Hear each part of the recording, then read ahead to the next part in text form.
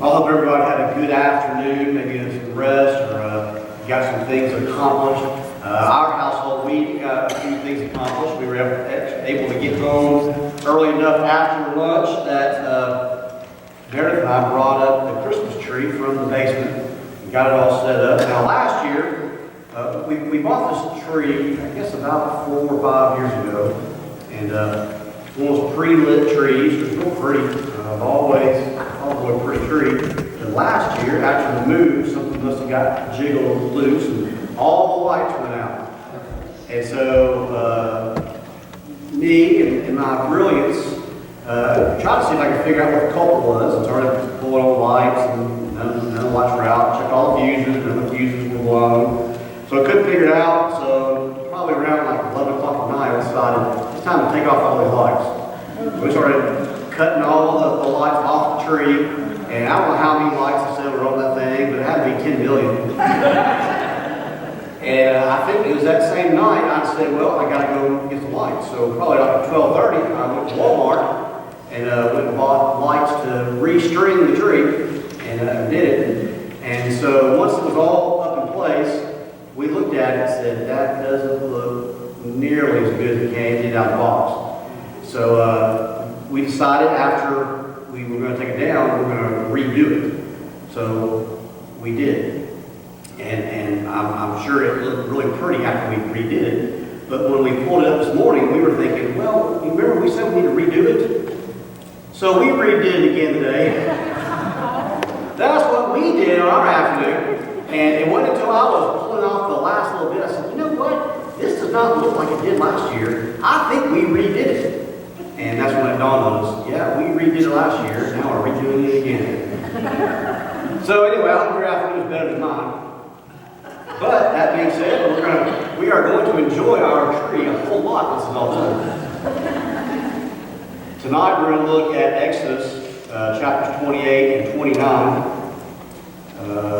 And we're going to look at what I titled The High Demands on God's Priests.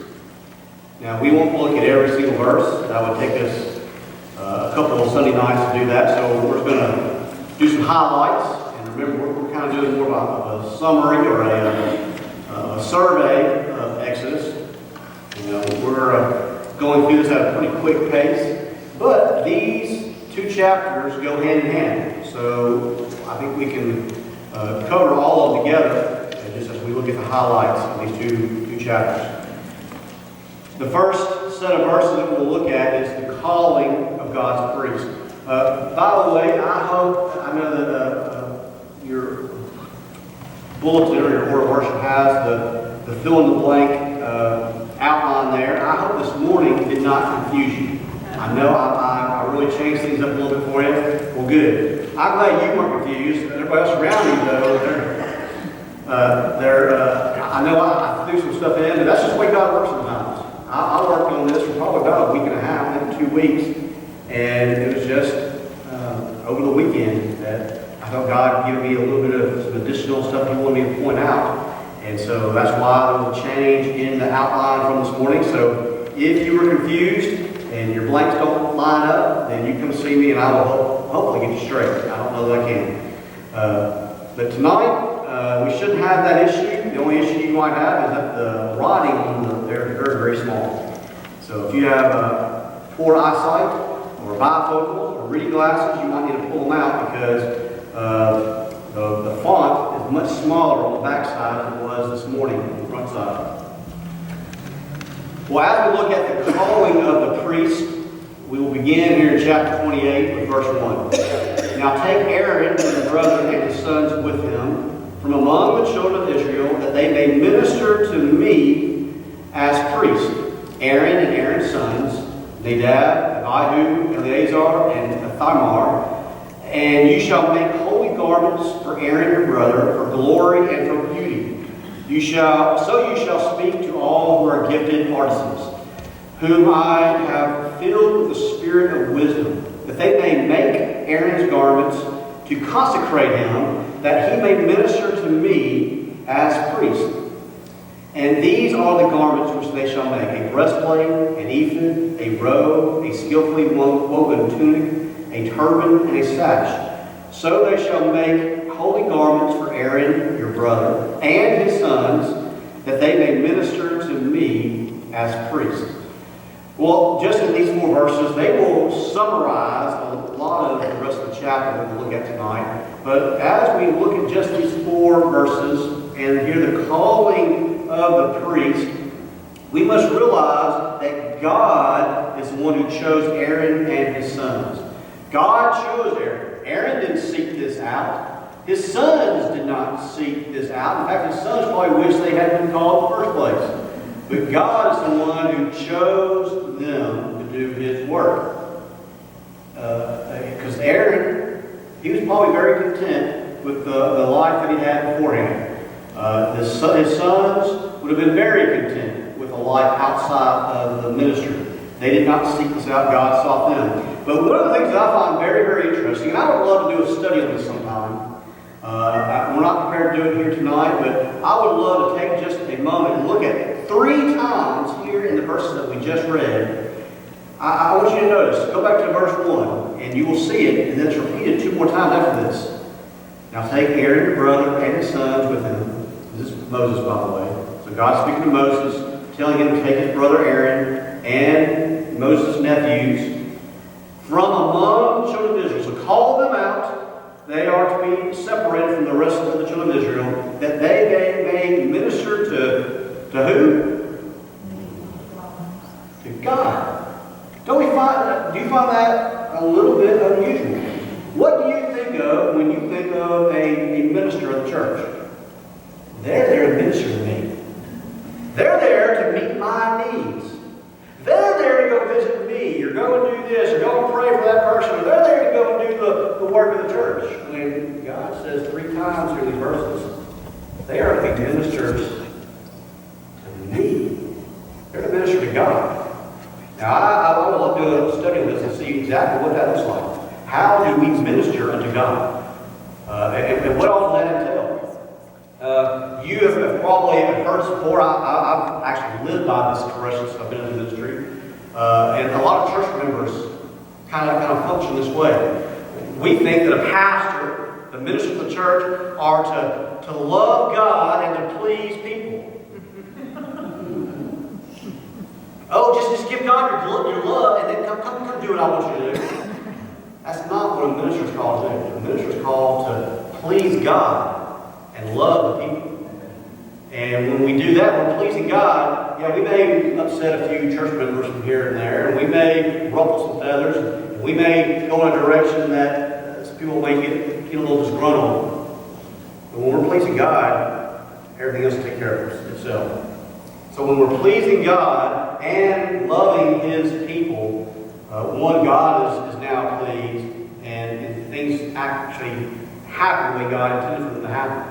The church functions the way it's supposed to function. Because otherwise, if we're doing it in reverse, if we are loving God but pleasing people, then people are now on a pedestal, not God. And we are making sure we make everybody happy. And folks, can we make everybody happy? And what was the expression? You can please some of the people all the time, and all the people some of the time, but you can't please all the people all the time. And I think that statement is even erroneous. Because there's no way you can please all the people some of the time. It's just not going to happen. We should stop seeking to please each other and to please God. But let's not forget to love one another. Love is what we really need. We are going to let each other down. We're going to fail one another. We're not going to be able to please one another, whether it's staff or our brothers and sisters in the church. We cannot be people pleasers. Let's seek to be God pleasers, and then make sure we are loving one another. Well, when we move to verse 5, and this will go from 5 to 43, we see that God gives descriptive design for the clothing for the priests. He tells them exactly what to wear and how it should be made. God called Aaron and his sons. They are to be the priests. He called them out.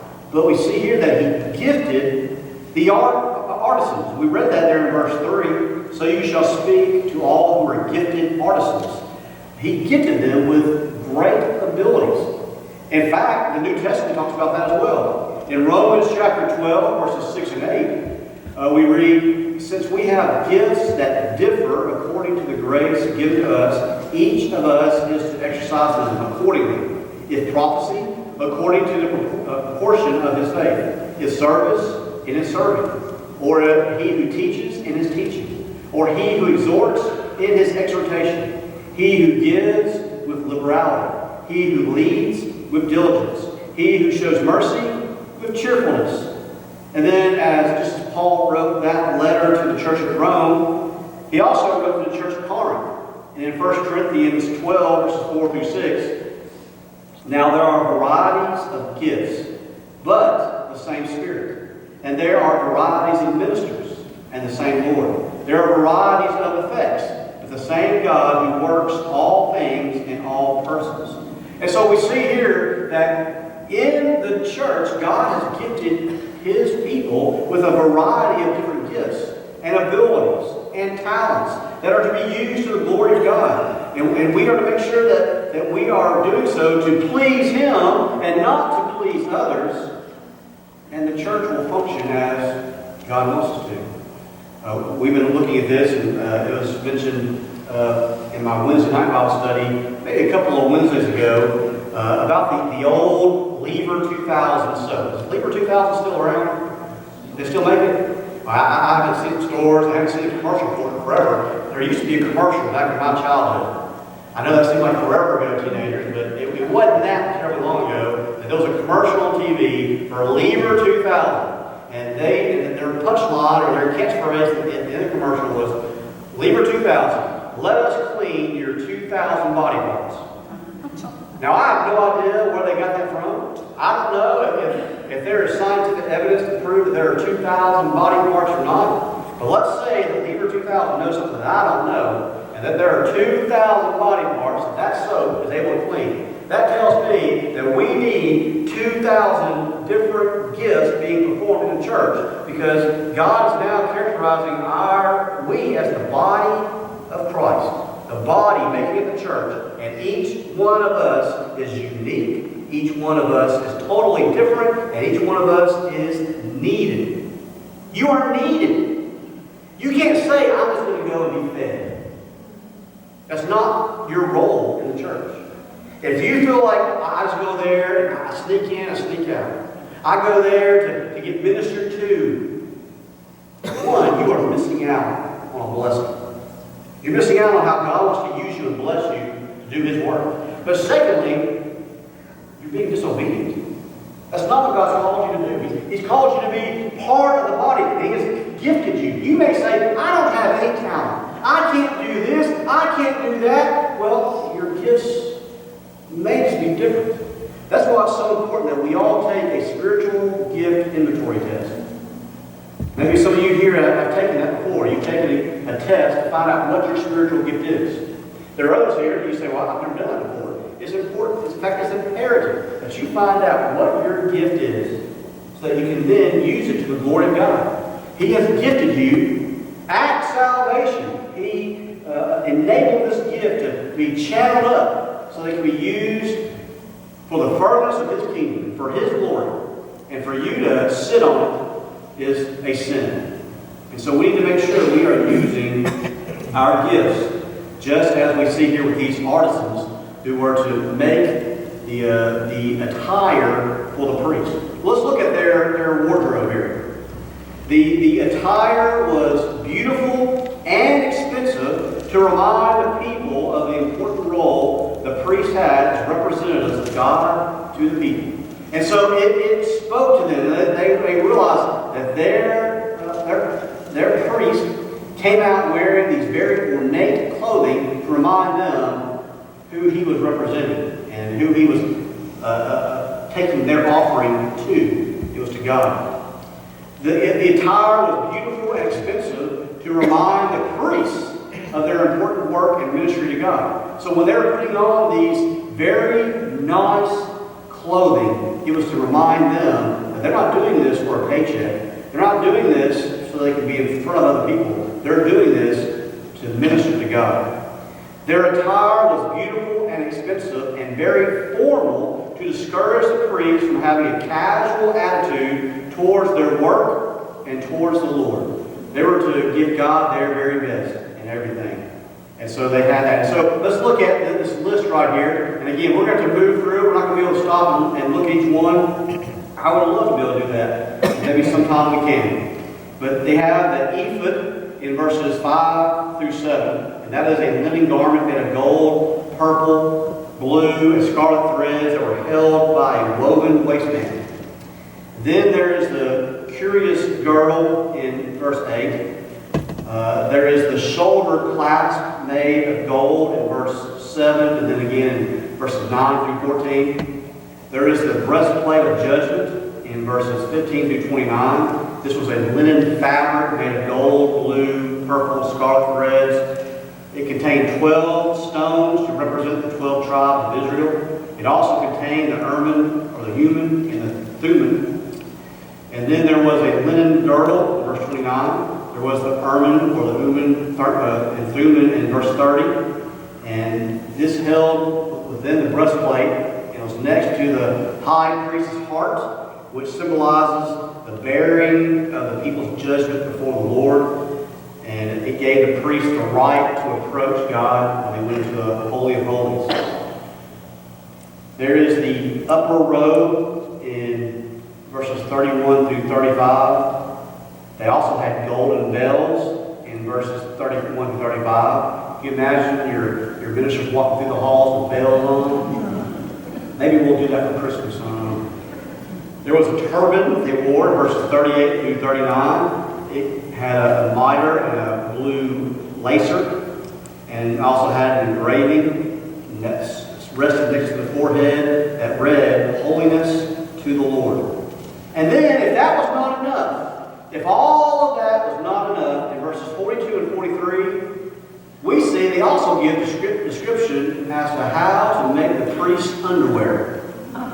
The linen undergarments were mentioned right there. So what that tells me is God does not leave any stone unturned. Every aspect of this priestly garment was important and necessary, and even the things that were hidden were important to God. What about in your own life? How do you approach God? Are you just giving Him your second best, or just what's left over? Are you taking detail? I read on social media some of my pastor friends, and they will make this comment, usually on Saturdays, probably when everybody's watching a football game, or now basketball, so that's coming around, or maybe they're taking their family out to a movie, or going out to dinner, or something. And these pastors will ask on Facebook, or Twitter, or some other form of social media, are you making the necessary plans to attend church tomorrow? Because you won't wake up in the morning going to go, or to go to church on Sunday, you make plans to go on Saturday. What a great question to ask. I often wonder, do we gear our lives around the worship of God? Not just on Sundays. Sundays is an important time when we corporately gather together and worship Him. But we ought to be focusing on worshiping Him every day. So every time you wake up, every morning you wake up, every activity you do, every time you lay your head down or go alive, every meal you take, everything, you ought to have Jesus Christ on the forefront of your mind. And everything you do is revolving around Him. And church ought to be something you've already thought about. Not Sunday morning because the alarm goes off, or just because you actually wake up in time, or whatever. You have already planned out your week, and Sunday is in there. You are going to be there. What was the expression? Lord willing, the creek don't rise. You're going to be there. Well, when we move into chapter 29, we see the consecration of the priests. This will take all 46 verses to look at this. In verse 1, we see the hallowed ministers. Look at verse 1. And this is what you shall do to them to hallow them for ministering to me as priests. God is not only calling them out of the children of Israel, but setting them apart. Not because they were special. Aaron was a fool. His children inherited his foolishness and did even worse. Aaron was not special in any way. And God was able to use him in spite of his foolishness. And so there was nothing special about Aaron. And I hope you already know that there is nothing special about your staff, your ministers here. There is nothing extraordinary whatsoever from your ministers. In fact, most of us are probably a whole lot worse off than you are. It just so happens that God decided to use us in spite of our worthlessness and called us to this pursuit of ministry.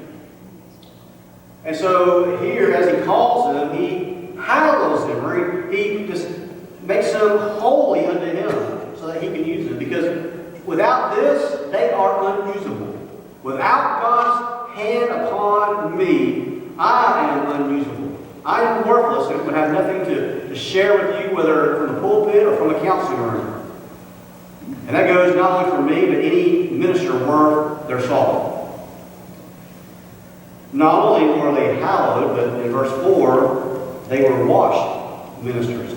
They were washed not so they could get the dirt off their hands, which that did function that way, but it was a good precursor and a picture that led to what came next with John the Baptist when he started baptizing those who were to be were to be children of God.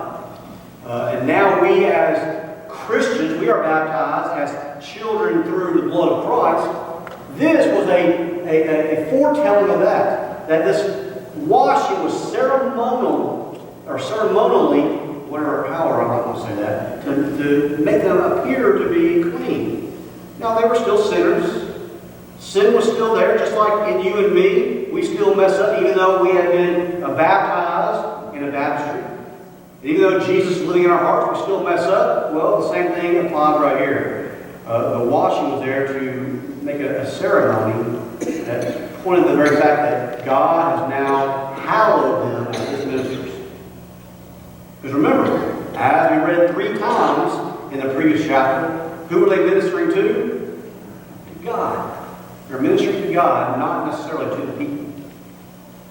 Okay, well, we read the details of the clothing, and so now in verses 5 and 6, we see them as dressed ministers.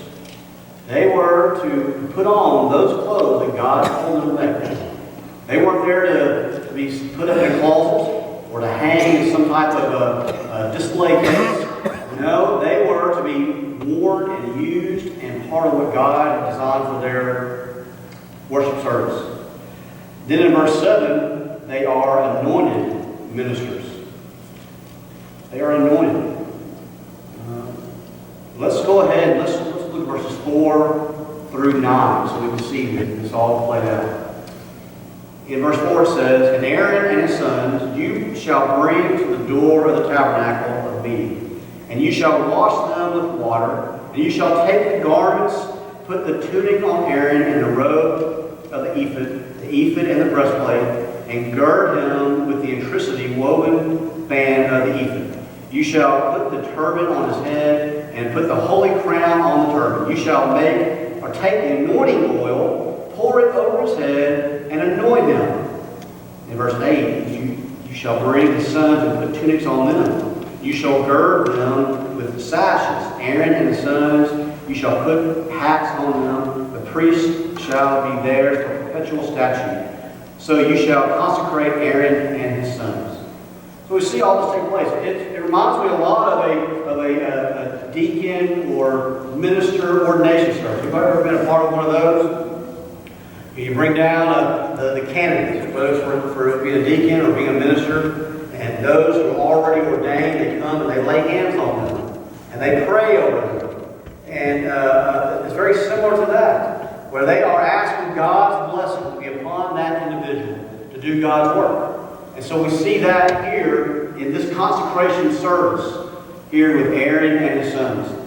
And then we see that they were to be sacrificing ministers in verses 10 through 18. They were to be the ones to make the sacrifices. In fact, if you were to make a sacrifice and you were not one of these priests, then you would get in trouble. One of the kings of Judah did this very thing. He decided that he was going to take matters into his own hands. He went into the temple and he offered a sacrifice unto God, and he was wrong for doing so. It was the role and the function of these priests. He made them to be the ones who made the sacrifice to God. Now, fortunately, we have a high priest who did that for us as well. That's Jesus Christ. He was the one and the only one who could make that sacrifice. And we praise Him for doing that for us so we can be made right with Him. They were the blood-sprinkled ministers in verses 19 through 21, where they now took blood and sprinkled it not only on the ministers, but these ministers would be the ones that would sprinkle it on the ark. They would be the ones that would sprinkle it to consecrate other things. They were also, this is my favorite part, eating ministers. We see this in verses 26 through 28, and then again later in 31 through 34, where the offerings that were brought into the temple. Some of the offerings were there to be burned up as an offering to God. Others would be put on the table, and that was to be used for these ministers. These priests were to then take that offering, and that's what fed their family. I love that. I love the fact that you feed my family. Because as you tell, I do love to eat. And God has put that in place so that we take care of our staff. And then we see the 7-day consecrated ministers in verses 35 through 37. 7 days. Look at verse 35. Thus you shall do to Aaron and his sons according to all that I've commanded you. 7 days you shall consecrate them. And you shall offer a bull every day as a sin offering for atonement. You shall cleanse the altar when you make atonement for it, and you shall anoint it to sanctify it. 7 days. How many days? For the third time, He's told us 7 days. You shall make atonement for the altar and sanctify it. And the altar shall be most holy. Whatever touches the altar must be holy. This is not just an hour-long service that we have now allowed our ordained deacons and ministers to come by, lay hands, and, hey, now we're done, let's all go out to dinner. Where are we going to go? Or, hey, that was great, that was a great hour service, now I got to get home and watch the end of the football game. No, for 7 days, they continually brought a sacrifice unto God. This was an ongoing thing. It had to be painful. It had to be taxing on their time. And all that they did had to revolve around this. So, as we look at just the consecration of these priests and the details put into their clothing, in every aspect, the calling that God put on them, what's the conclusion? The conclusion is, He is the Lord their God. Let's look at the last, 3 verses or so, 4 verses. Verse 43 says, And there I will meet with the children of Israel, and the tabernacle shall be sanctified by my glory. So I will consecrate the tabernacle of meeting and the altar. I will consecrate both Aaron and his sons to minister to me as priests. I will dwell among the children of Israel and will be their God. And they shall know that I am the Lord their God, who brought them up out of the land of Egypt, that I may dwell among them. I am the Lord their God. You see here, we have first, verse 43, that He is here to meet with you. When we gather together, yes, we have a great time. We love one another. We love the fellowship that we have. We love the camaraderie that we have. We love to go to Sunday school classes together or discipleship training classes together, Wednesday night Bible study classes, Wednesday night supper. We love one another. But the main purpose that God has brought us together as a church is so that He can meet with you. When we gather together corporately, we are meeting with God. We are worshiping Him. And where two or more are gathered, He is there with us. And folks, I don't want to be in a worship service where He's not there. I want to meet with Him. But not only that, but He is here to sanctify you, as we see in verse 43. It's not just to be here in your presence and then send you out to go sin some more. No, He wants to meet with you so you can be changed, so you can be more like Christ, so your sins can be removed as far as the east is from the west, and so you can become more like Jesus Christ and molded into His image. He has a plan for you, and if you allow your sin to fester, it will hinder God's work in your life. So His desire is to continually sanctify you, to make you holy, just as He is holy. Third, we see that He is here to consecrate the place of worship, as seen in verse 44. Now, there is nothing special about this room. It's a beautiful room. I love the stained glass window that's here behind me, especially when the sun is shining through it. It's one of the most beautiful stained glass windows. It's very picturesque. I love this room. I love the layout of this room. It's beautiful. But folks, this is a room. We often call it the sanctuary, and I'm guilty of that myself. But the sanctuary is where the Spirit of God dwells. Does God dwell in this room? No. He dwells in the hearts of His children. That would mean if you are a child of God, then you are a sanctuary. You are where He dwells. He lives within you. This is the place of corporate worship. This is the worship center. This is where His people now gather together. And so, this is a room. Now, does that mean we need to just treat it with disrespect? No. It is still a place where His children gather together to worship Him. So we still treat it with respect, not with reverence. See the difference? Reverence means that this is what we worship. We're worshiping this place. We don't worship the place. You know,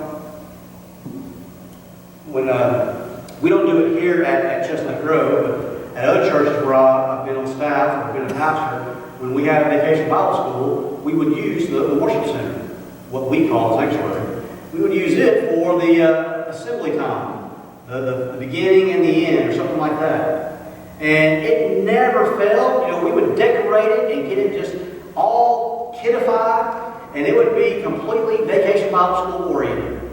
And every year we would have glitter, we would have some type of mishap where something was spilled and whatever. And that means carpets or pews or whatever were now ruined. Wait! Did you see what those kids did? Did you see what those Vacation Bible School workers did? And they're getting all upset, and they're ranting and raving. You can almost see the steam coming out of their ears. That's because they're worshiping the place. They've now made a room reverent. This room is not reverent. Our Lord Jesus is reverent. I don't even like the title Reverend, because I am not reverend. Jesus Christ is reverend. So don't ever just call me brother. And that's funny. I mean, you call me doctor. I earned that. But I don't like that title, Reverend, because Jesus is Reverend. This room needs to be treated with respect, and that's it, because it's a room. But when we gather together as children and worship Him, and He comes and meets with us, then we have a special place. And so we see that God anointed the place of worship. They didn't worship the temple, they worshiped the God of the temple. We should do the same thing. In verse 44, we also see that He is here to consecrate the ministers. Well, obviously, that's what these two chapters have been all about. God's desire is to use ordinary people to do extraordinary extraordinary things, and that's what he does. Then in verse 45, we see that he is here to dwell among us. He dwelt with the children of Israel. And last week I shared with you about going and being at the place of Shiloh, where the temple, the tabernacle, sat for 400 years. And I was able to go stand up against the ropes to the closest place I could get to where the Ark of the Covenant would have been, inside the Holy of Holies. And it was just an overwhelming emotion that came over me. His Spirit came and dwelt among them through the tabernacle there. His Spirit rested on the mercy seat there at the Ark of the Covenant. And he dwelt among them. Well, we don't have the tabernacle. We don't have the Ark of the Covenant. We don't have the mercy seat, unless you want to call your heart a mercy seat. You have received the mercy of God by his salvation. And your heart is now his mercy seat. And that is where he dwells among us.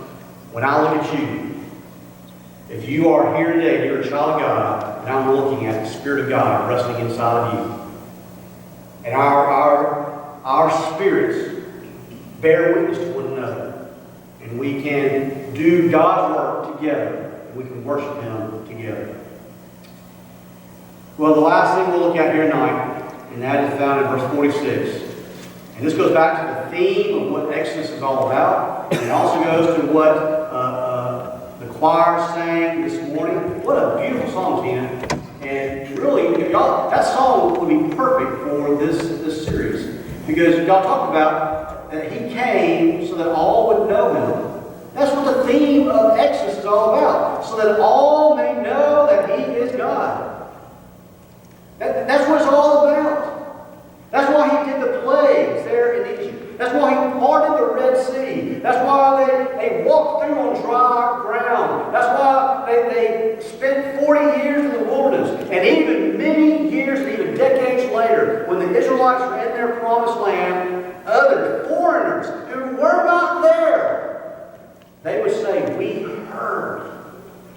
heard about what God did for you. God did all of this so that all may know that he is the Lord. And that includes the calling of the priests, the consecrating of the priests, the making them holy, making the place of worship a special place. All of this, every aspect of God and using this area of worship through the priest, through the gathering of his people. It's not so that God can sit on his throne and say, I'm making them do what I want them to do. No. Because if we're doing what we're supposed to be doing, then all people will know that he is the Lord. So let's be busy doing what we are supposed to be doing so that all people will know that he is the Lord. How about you in your life? Do you know that he's the Lord of your life?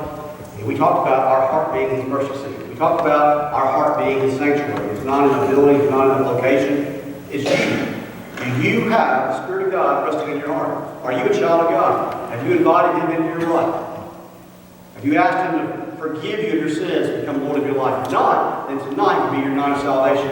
And I'll be here for our time of invitation so that you can get that right with God.